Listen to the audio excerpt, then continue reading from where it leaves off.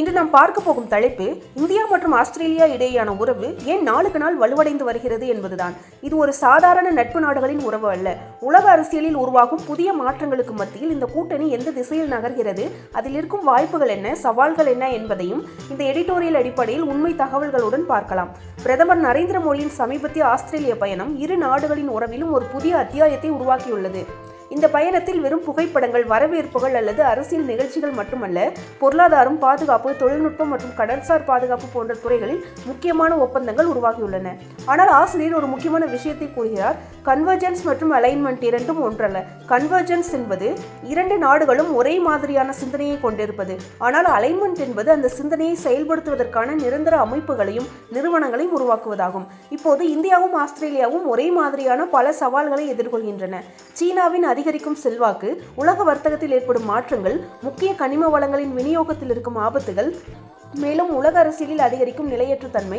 இந்த காரணங்களால் இரண்டு நாடுகளும் ஒருவரை ஒருவர் நம்பக்கூடிய கூட்டாளியாக பார்க்க ஆரம்பித்துள்ளன. ஆஸ்திரேலியாவின் பொருளாதாரம் நீண்ட காலமாக சீனாவை அதிகமாக சார்ந்திருந்தது. அதே சமயம் அமெரிக்க அரசியலிலும் ஏற்பட்ட மாற்றங்கள் ஆஸ்திரேலியாவிற்கு புதிய கூட்டாளிகளை தேடும் தேவையை உருவாக்கின. மறுபுறம் இந்தியாவும் தனது பாதுகாப்பு, ஆற்றல் மற்றும் முக்கிய கனிம வளங்களுக்காக விநியோகத்தை ஒரே நாட்டை மட்டுமே நம்பாமல் பல நாடுகளுடன் பகிர்ந்து கொள்ளும் கொள்கையை பின்பற்றி வருகிறது. அதனால் இந்த இரண்டு நாடுகளின் சிந்தனைகள் இயல்பாக ஒன்றாக வளரத் தொடங்கின. இந்த பயணத்தின் போது பாதுகாப்பு ஒத்துழைப்பை வலுப்படுத்தும் பல ஒப்பந்தங்கள் கையெழுத்தாகின. குறிப்பாக இந்திய கடலோர காவல்படை மற்றும் ஆஸ்திரேலியா மேரிடைம் பார்டர் கமாண்ட் ஆகியவற்றுக்கிடையே புதிய புரிந்துணர்வு ஒப்பந்தம் உருவானது. இதன் நோக்கம் கடல்சார் பாதுகாப்பு, தகவல் பரிமாற்றம் மற்றும் கூட்டு நடவடிக்கைகளை மேம்படுத்துவதாகும்.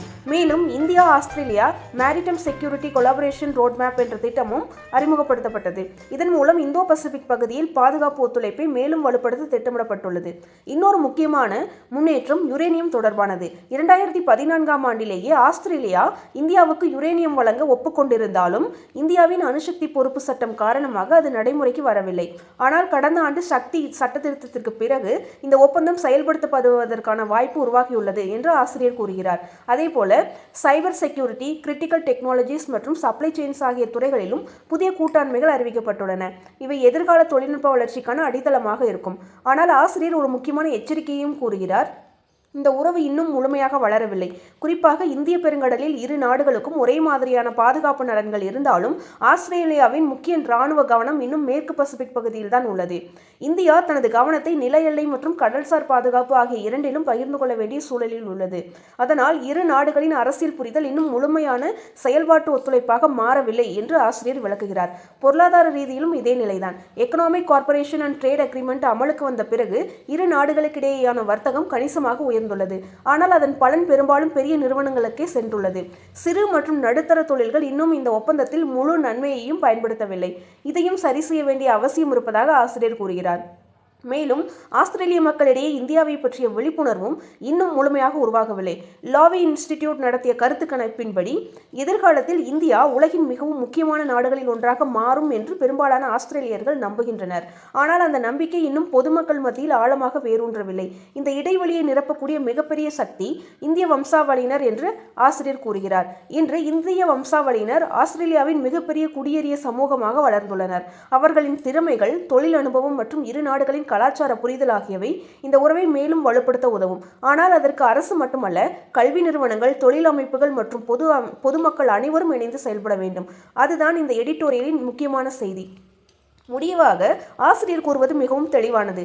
இந்தியா மற்றும் ஆஸ்திரேலியா இன்று நல்ல நண்பர்கள் மட்டுமல்ல, ஆனால் உண்மையான வெற்றி என்பது இந்த நட்பை நிரந்தரமான நிறுவனங்கள், வலுவான பொருளாதார உறவுகள், பாதுகாப்பு ஒத்துழைப்பு மற்றும் மக்களுக்கிடையேயான தொடர்புகள் மூலம் நீண்டகால கூட்டாண்மையாக மாற்றுவதில் தான் உள்ளது. அதாவது நம்பிக்கையை நிரந்தரமான செயல்பாடாக மாற்றினால் மட்டுமே இந்த கூட்டணி எதிர்கால உலக அரசியலில் மிகப்பெரிய சக்தியாக உருவாகும். இந்த தகவல்கள் உங்களுக்கு பயனுள்ளதாக இருந்தால் இந்த வீடியோவை பகிருங்கள். இது போன்ற ஆழமான எடிட்டோரியல் அனாலிசிஸ்களை தொடர்ந்து பார்க்க சேனலை சப்ஸ்கிரைப் செய்ய மறக்காதீர்கள். நன்றி.